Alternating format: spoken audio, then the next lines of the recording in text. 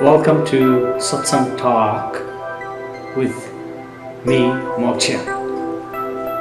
And I want to talk about our limitations.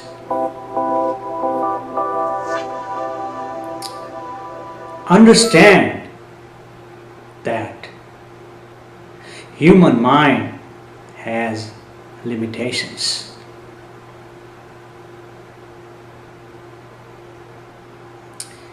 Human mind can comprehend many beautiful things. Because the mind itself is beautiful. You see. And why is the mind beautiful? It is the nature of the mind. It is what it is. You see. And the more you try to analyze why the mind is beautiful, why, how, what, you are complicating things.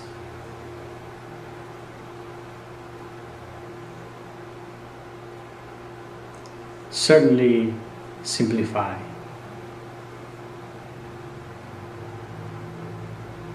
You can certainly simplify our experiencing, our existence, our living.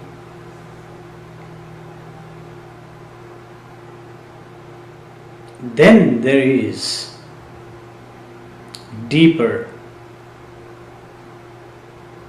clear, or pure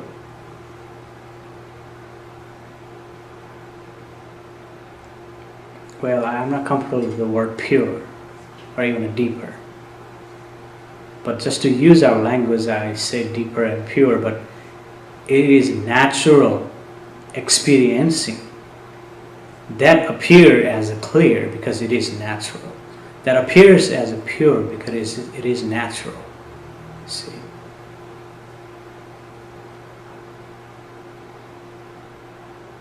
just like the water coming directly from the mountain. See, it is flowing, and directly near the mountain, when you take that water and you drink it, see, that is pure water.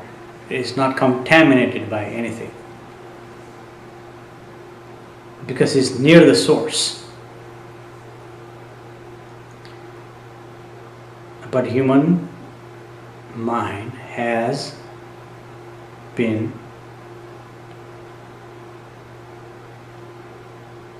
known to divert away from the source,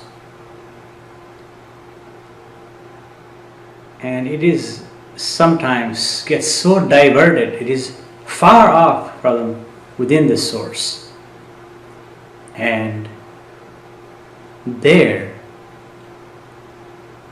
everything is diluted, contaminated, filthy. And I know some of you are not comfortable with when I say the thought is filthy, because thought produces so many beautiful things, and when I say that is filthy, of course you will not accept that. But in reality it is all filthy. See, it appears as beautiful. The moment it appears as beautiful, then that is filthy. It appears as beautiful when you separate yourself from the totality of the existence and use thought to look at that. You see,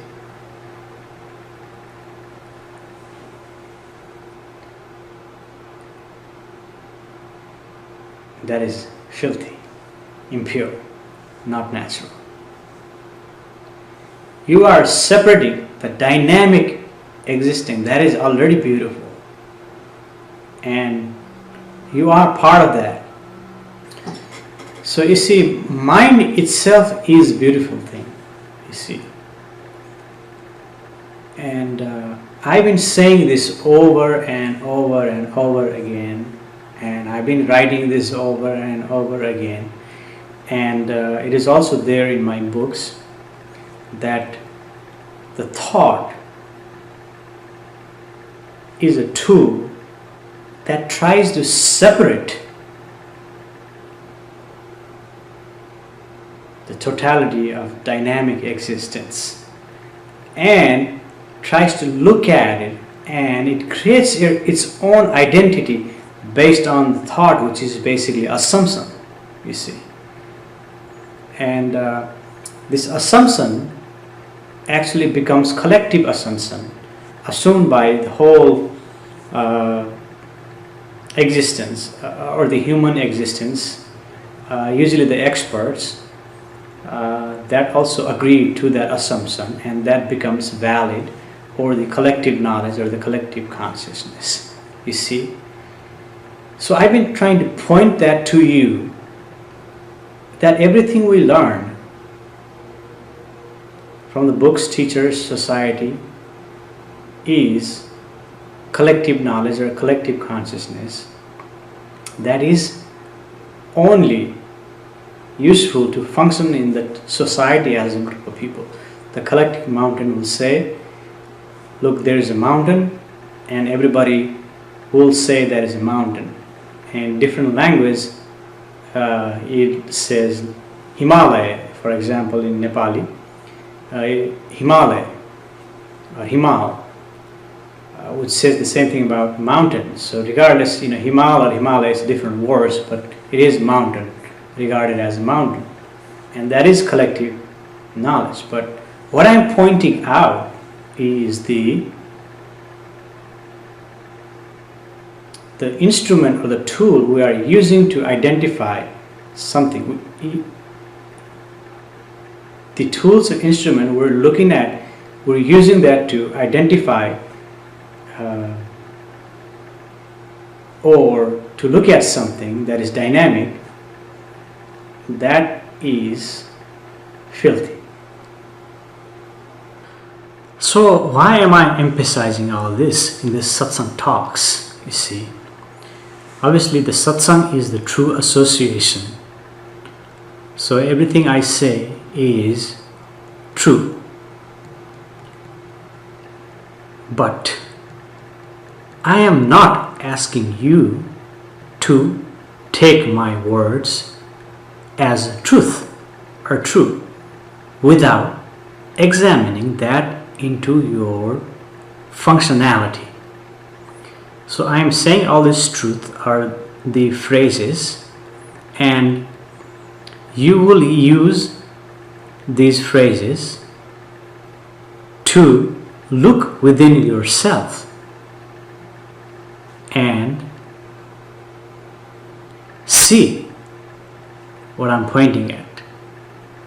So I am not asking you to just use the words and putting in your memory and memorize that and repeat back. What I am suggesting or what I am pointing is to look yourself, your functionality that is functioning within with the phrases I am giving you, to see and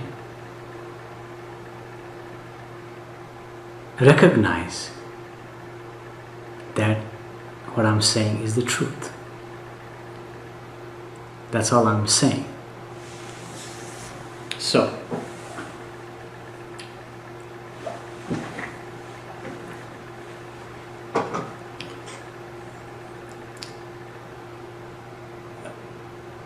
what I'm also pointing out that the human body is tremendously intelligent.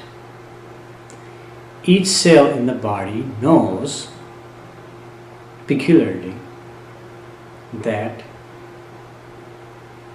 it is intelligent. Each cell in the body is connected to the source. So in reality, each cell in the body is connected. Right now I can feel the beating heart. I can feel the pulse, and I am breathing.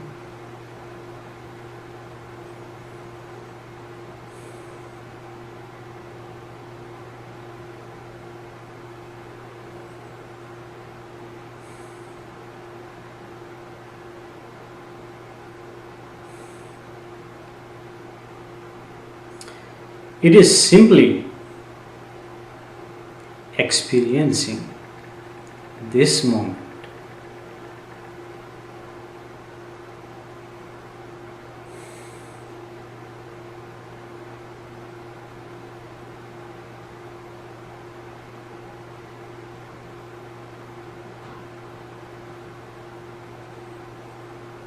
The thought comes in and it commands you to take action. But in reality, the thought comes, you are reacting, and it appears as if this is action, but it is reaction. And when you let go of that force, that you can feel it, that is asking you to take an action, there is some sort of bliss that you can experience. It's peaceful.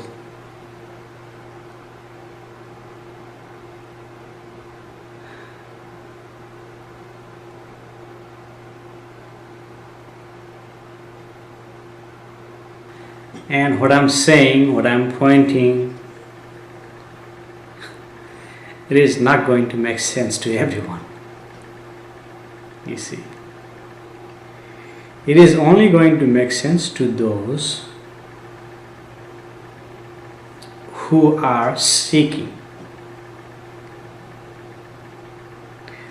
If you are happy with the religion that you have, if you are happy with going to church, you are happy with going to mosque, you are happy with going to temple, you are happy with going to stupa, then what I'm saying to you may not make any sense. So those of you who are seeking for so-called enlightenment, then what I'm speaking or what I'm pointing will make sense.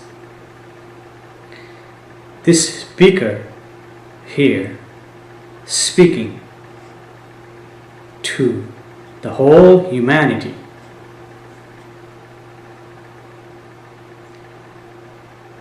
this speaker is speaking to point out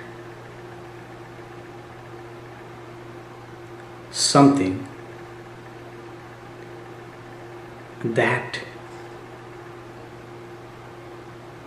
is within you, that you have overlooked,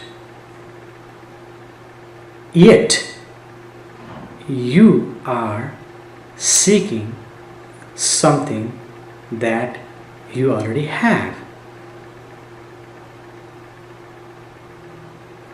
And I am sitting here pointing to you, what you are seeking is within you.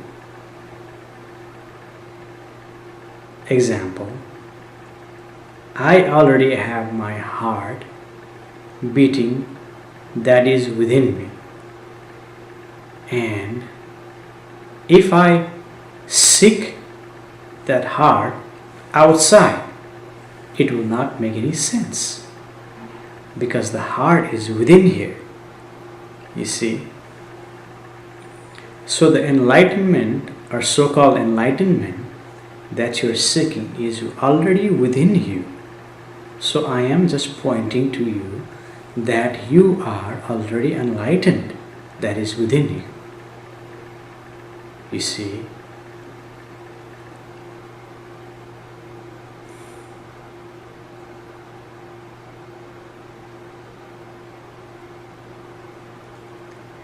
Yet, because of the pressure, because of the power of the thought, that will ask you to take action out of the reaction, and you forget to look within, and you are dynamically try to act or react in the outside environment, and your attention goes in the outside environment and you overlook what is already within you.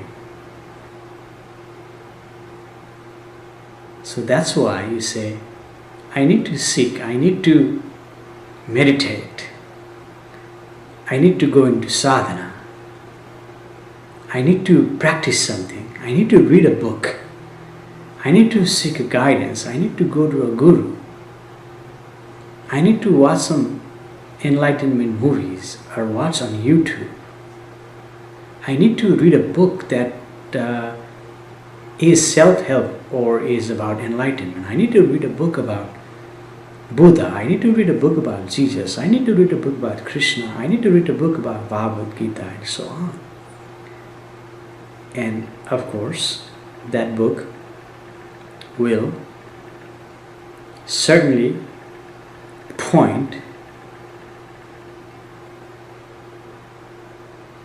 to yourself. But those books are already outdated.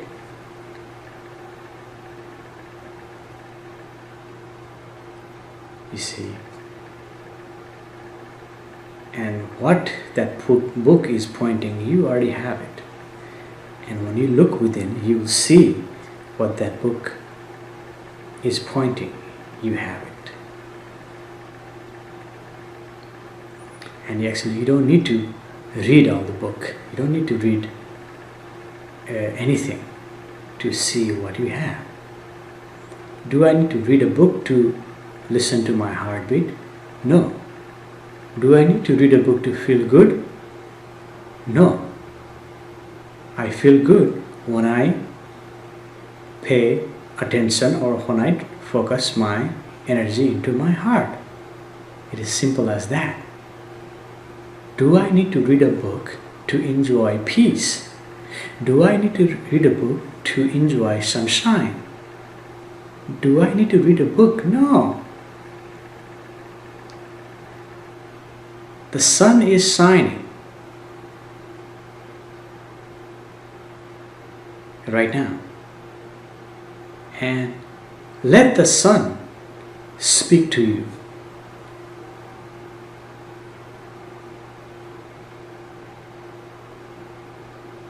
Receive the energy from the sun that the sun is giving to you. Receive it.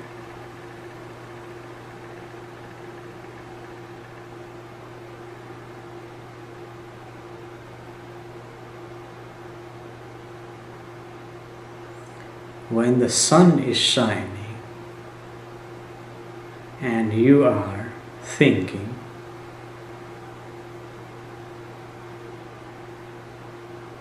that causes problem. And I am not asking you to think, I am simply pointing you to just relax for 15 minutes and receive the sunshine that sun is giving to you.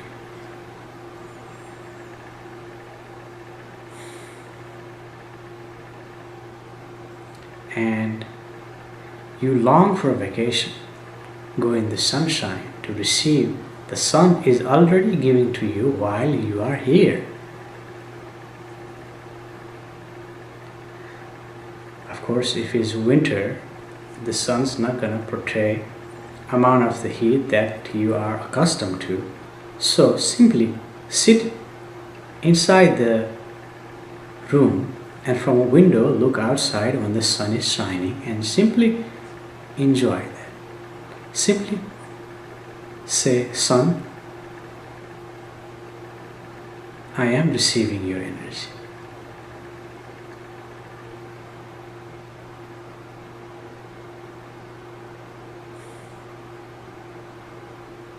And that is respect to the sun.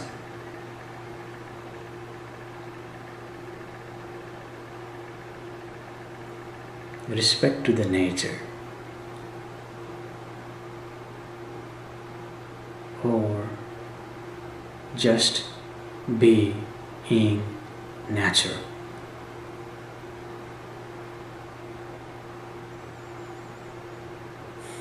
And when you just be natural, there is no problem.